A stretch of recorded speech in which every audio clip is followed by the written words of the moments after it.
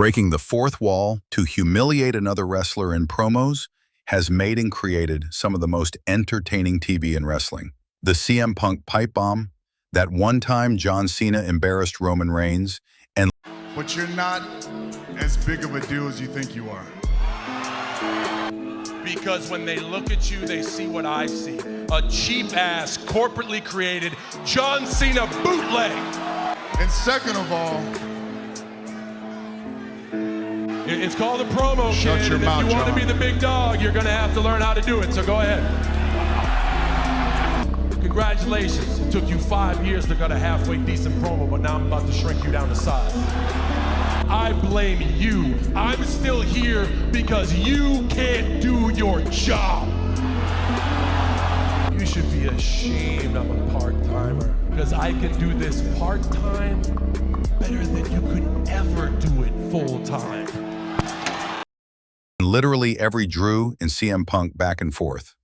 They are all fun moments that we rewatch because they feel authentic. However, I have an unpopular take about this style or trend. As much as I love a good laugh, and as much as these moments make the crowd go wild, using the shot promo to roast another wrestler is basically pulling a low blow with words. It's the equivalent of bringing a bazooka to a knife fight. It's a glorified cheat code.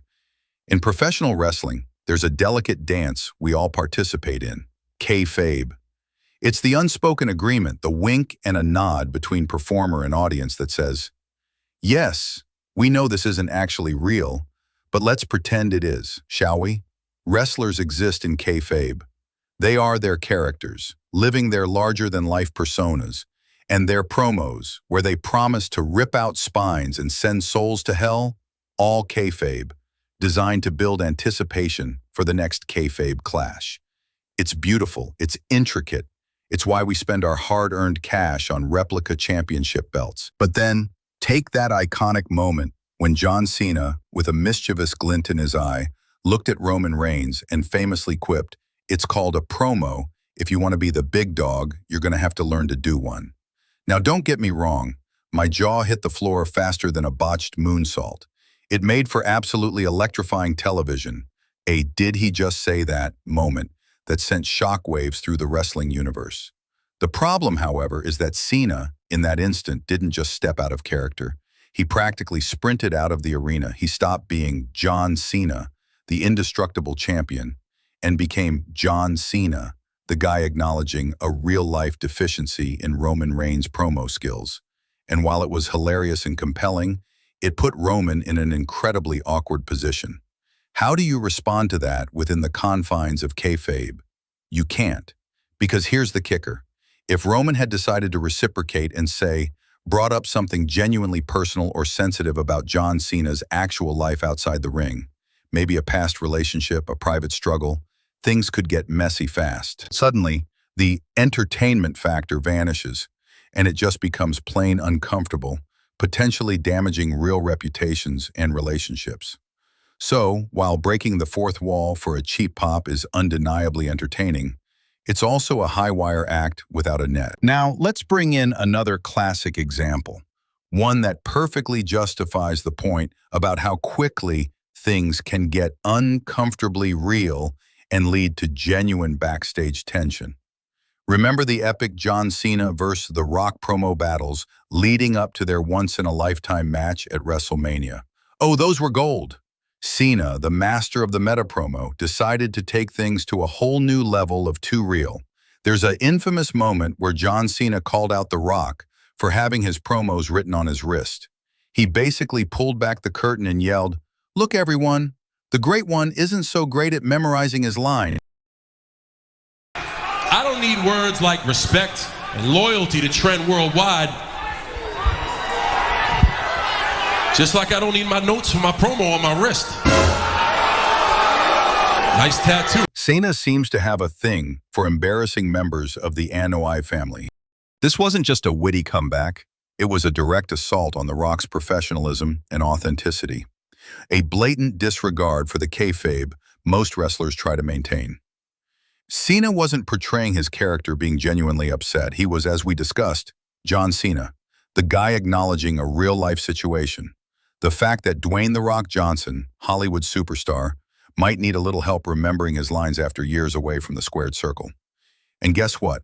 That particular dig, that specific fourth wall break, wasn't just good TV. It reportedly created massive real-life backstage tension and drama between Cena and Rock. It went beyond the characters hating each other. It became two actual human beings with real egos and real pride, taking genuine offense. The lines blurred so completely that their feud became genuinely personal, with both men reportedly having strong disagreements and legitimate animosity behind the scenes. Another prime example happened recently. Now, Charlotte Flair, bless her heart, is known for being a bit intense on the mic. She's the queen, she's Ric Flair's daughter, and she carries herself with a certain regal arrogance. Tiffany Stratton, the daddy's little rich girl persona, is all about being Tiffy Time and, well, perfection. You'd think their characters alone would provide enough material for a scorching feud. However, during one particular segment on SmackDown, things went from heated, in-character jabs to feeling like we'd accidentally stumbled upon a family Thanksgiving dinner where someone had a little too much eggnog and decided to air all the dirty laundry. Charlotte initially leaned into some ad-libbing, perhaps even mocking Tiffany's voice or making some comments that were perceived as unscripted by those backstage. But then Tiffany, seemingly provoked or perhaps just really wanting to win the verbal war, decided to go for the jugular. She hit Charlotte with a line about her 0-1-3 record in marriages, a direct, undeniable reference to Charlotte Flair's real-life divorces. The entire arena, and likely everyone watching at home, felt that collective gasp. It was like watching a wrestling match where one competitor suddenly pulls out their opponent's actual tax returns. It was undeniably effective in getting a huge reaction, a massive pop from the crowd, because it was real. Charlotte's reaction was visibly shaken. She even admitted later that it rocked her legit, because in her character's mind, Charlotte hasn't been divorced, but Ashley Fleer, Charlotte's real name, certainly has. And then Charlotte, not to be outdone in the let's make this uncomfortable department, reportedly retaliated by bringing up Tiffany's real-life boyfriend, Ludwig Kaiser, implying he was sliding into her DMs. See how quickly that escalated? In a flash, we went from wrestlers cutting a promo to two real people airing grievances that could genuinely impact their personal and professional relationships. Just like with Rock and Cena, this exchange reportedly caused real backstage heat and concern. When you delve into someone's actual marital history or private romantic life, you're not just playing a character anymore. You're essentially violating their personal space on live television. It's a testament to the entertainment value of such moments that we all tune in, but it's also a stark reminder of the thin, very thin line between compelling storytelling and potentially damaging real-world consequences. Sometimes the best burns are the ones that stay strictly within the fictional universe, where no one's actual therapist needs to be put on standby. We, the insatiable wrestling fans, are often the biggest enablers of this blurring the lines until you can't see anything style of promo. We cheer the loudest for those shoot comments. We rewind and rewatch the moments where wrestlers go off script and expose real-life vulnerabilities. We live for the insider knowledge, the feeling that we're getting a peek behind the curtain. We scroll through social media, practically begging for the next piece of tea to be spilled. We love it when things get uncomfortably real because it feels authentic, raw, and undeniably exciting. But here's a radical thought. Wrestling is supposed to be fun for everyone, and that includes the very real human beings sweating it out in the ring and on the mic. When a promo descends into genuinely personal insults that delve into real-life relationships, past struggles, or family matters, it stops being about the art of the promo and starts feeling like a public therapy session gone horribly wrong. It's one thing to say, I'm going to kick your head off, which, isn't great either, but it's kayfabe. It's an entirely different beast to say, your marriage record is worse than your win-loss record, or to imply someone's partner is hitting on others. It's okay to blur the lines between reality and kayfabe. That's part of the magic of modern wrestling.